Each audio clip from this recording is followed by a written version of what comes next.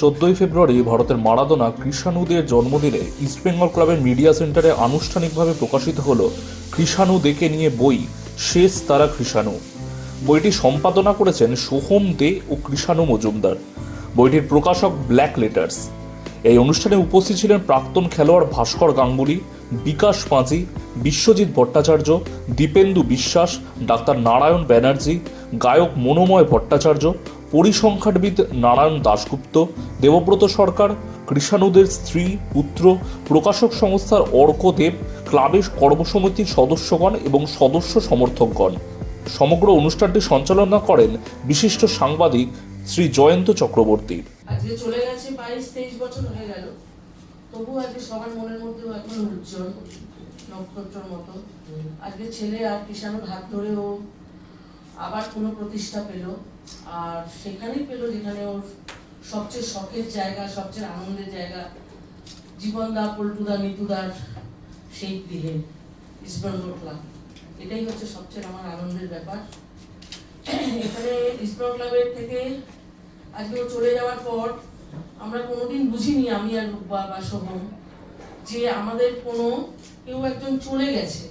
প্রতিটা মুহূর্ত, প্রতিটা সময় লিতুদা পাশে থেকে যে আপদ বিপদে, আমার অফিসের প্রবলেম, সোহমের এখানে চাকরি ওখানে চাকরি, সব করে আগে সোহম টিসিএসে একজন এস্টাবলিশ, আমারও রিটায়ারমেন্টের সময় পার করে এসছি। সবকিছুতেও এখনো এই ইস্টবেঙ্গল ক্লাব। তাই ইস্টবেঙ্গল ক্লাব ছাড়া আমরা কিছুই ভাবি না। আজ ইস্টবেঙ্গল ক্লাবের সমস্ত সমর্থকদের আত্মপ্রান্ত মনের মধ্যে এখনো যে ও রয়েছে, এখনো যে ও থাকবে, এটাই আমাদের কাছে সবচেয়ে বড় পাওয়া। আসলে কৃষাণুদের খেলা যখন আমি দেখি তখন আমিও খুব বড় তা নয়, আই থিঙ্ক আমি 11-12 কৃষাণুদের খেলা দেখি এবং এখনো পরিষ্কার আমার কাছে জল করে একটা মুহূর্ত কৃষাণুর থ্রু থেকে জামশেদ নাসিরে গোল করেছিল মোহাম্মদ ম্যাচে। সেই ম্যাচটা আমরা 2 গোলে জিতেছিলাম। সেটা এখনো চোখের সামনে ভাসে। আর কৃষাণুদের বায়োগ্রাফি আমার হাত দিয়ে উদ্বোধন হলো, এটা আমার কাছে খুব প্রিভিলেজ। আমি খুব এর জন্য আনন্দিত। এর জন্য ইস্টবেঙ্গল ক্লাবকে, নিতুদাকে আমার অনেক অনেক কৃতজ্ঞতা জানাই। আমার মনে হয় যে এটাও একটা বড় প্রাপ্তি। আসলে ফুটবল, ক্রিকেট বা যে কোনো এন্টারটেনমেন্ট যে ফিল্ড, যে শিল্পকে আমরা বলি, সেই শিল্প থেকে যায়, শিল্পীরা হয়তো চলে যায়। কৃষাণুদের সেরকম শিল্পী ছিল যার খেলা দেখতে একদম মন আহা করে উঠত। যে আহা শব্দটা আমরা কেউ একটা এখন বলতে পারি না, কিন্তু আহা শব্দটা কৃষাণুদের ফুটবলের মধ্যে আমরা পেতাম এবং তার কাছ থেকে বলও তো কেড়ে নেওয়া যেত না। আমি দেখছি, আমি যতদূর মনে পড়ে আমার ছোটবেলার খেলা দেখে। আমরা যারা ওর সঙ্গে খেলেছি তা তো সবসময় ভালোই বলবো। এবং কৃষাণুদের এদের সম্পর্কে বলতে গেলে অনেক কথা বলা যায়, শেষ হবে না। সাপোর্টাররা যারা আছেন তারা কি বলে, এখানে একজন বিখ্যাত চিকিৎসক আছেন ডক্টর নারায়ণ ব্যানার্জি। উনি বলেছেন কৃষাণুদের কত বড় প্ল্যান ছিল। আমরা তো বলবো আমাদের সহকালা ছোট ভাই, দর্শকরা যখন বলেন প্লেয়ারটি দারুণ খেলে গেছে, অল্প বয়সে মারা গেছে, তাতে বড় বড় কি হতে পারে। কৃষাণু এবং সোহমের সংকলনে যে বই প্রকাশ হল, সেই বই প্রকাশের প্রথম হেডিংটা যে থাইল্যান্ডের 3-1 হ্যাট্রিক কৃষাণু। আর আমি যে কি রেগে গেছিলাম আপনি জানেন না, যে সেদিনকে আমাকে প্রদীপটা বসিয়ে দিয়েছে। তার আগে মালয়েশিয়া বলে আমি গোল করেছি, ম্যাচটা ড্র গেছে, 2-1 হারছিল। আফটার দ্যাট সে ম্যাচে 100% আমি খেলি, কোনো ভুল নেই। আর জানেন তো ইয়াং এজে তখন 20 বছর বয়স, আমার থেকে একটু 2 বছরের ছোট, একদম ছোট, 19 বছর বয়স। এবং আমরা বলতেও পারছি না, কিন্তু এত রাগ হয়েছিল জীবনে, এত রাগ আমার কোনোদিন হয়নি।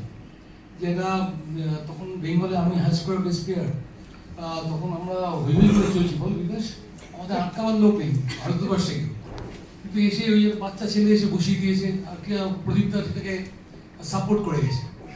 বিশ্বাস করুন সেদিনকে মাঠে বসে যে আনন্দ হচ্ছিল কিংখান হ্যাট্রিক করেছে, ভবনকে ডাকছিলাম যে এরকম একটা প্লেয়ার হতে পারলে বেঁচে যেতাম, জীবনে অনেক কিছু করতে পারতাম। নমস্কার, রেসপেক্টেড ডাক্তারবাবু, আমার দুই আদর্শ ফুটবলার ভাস্কর গাঙ্গুলি এবং বিশুদা, আমার ছোট ভাই দীপেন্দ্র বিশ্বাস এবং মিডিয়ার সকল সদস্যবৃন্দকে আমি আন্তরিক ধন্যবাদ জানাচ্ছি। ধন্যবাদ জানাই আমি কিষাণু মজুমদার এবং ওর কিষাণুর সন্তান ও রূপা বলেই ডাকতাম।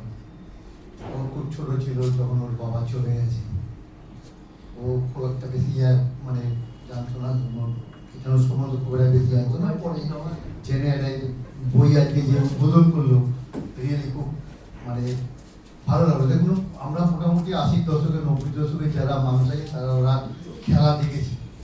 আমি চাই যে মানে আগামী প্রজন্মের ছেলেরা, বাচ্চা বাচ্চা ছেলেরা, তারা কিষাণু সম্বন্ধে জানুক, যে কিষাণু কি ধরনের প্লেয়ার ছিল, কত বড় প্লেয়ার ছিল, তারা একটু জানুক। সেটা জানলে খুব ভালো হবে। কারণ আমার ফুটবলার আমি হয়তো আমি খেলা দেখিনি, খেলা দেখিনি, কিন্তু আমার দেখা ভারতবর্ষের যদি অন্যতম সেরা প্লেয়ারের নাম করতে আমি একজনের নাম করে দেখছি। আমি অন্তত কয়েক হাজার প্লেয়ারের সাথে সঙ্গ করেছি, সহবাস করেছি, বন্ধুত্ব করেছি।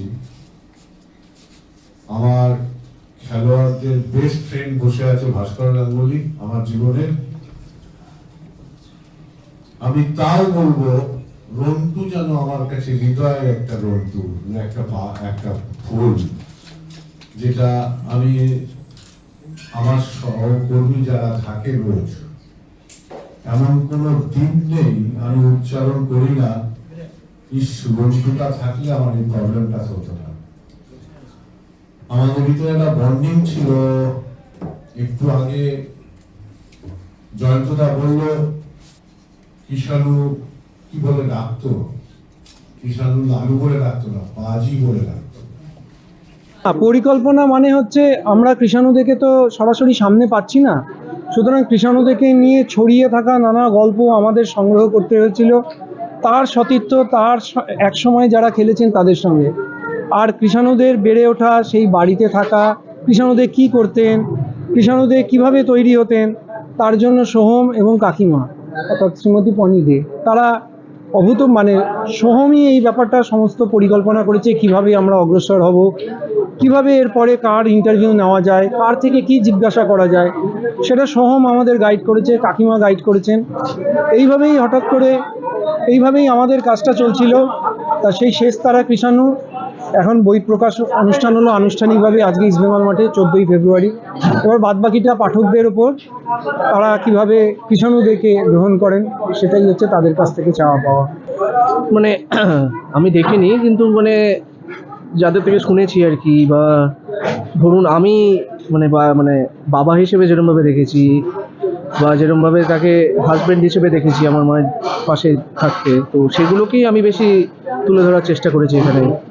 খেলা তিনি কীরকম খেলতেন বা কেমন খেলেন সেটা সবাই জানে, বা তিনি কী করেছেন, মার্ডেকার হ্যাট্রিক, এগুলো সবাই জানে। এবার আমাদের আসল লক্ষ্যটা ছিল সে অজানা দিকগুলো বেশি তুলে ধরা, মানে যেগুলো লোকে জানে না। উনি যে বাবা থিয়েটার করতে ভালোবাসতো অনেকেই জানে না, বা বাবা যে ক্যারাম খেলতে ভালোবাসতো অনেকেই সেটা জানে না, বা বাবা যে আজ কোনো একটা দুঃখের সিনেমা দেখলে চোখে জল চলে আসতো এটা অনেকে জানে না। তো এই সবগুলোই আমরা বেশি তুলে ধরার চেষ্টা করেছি এই বইটায়।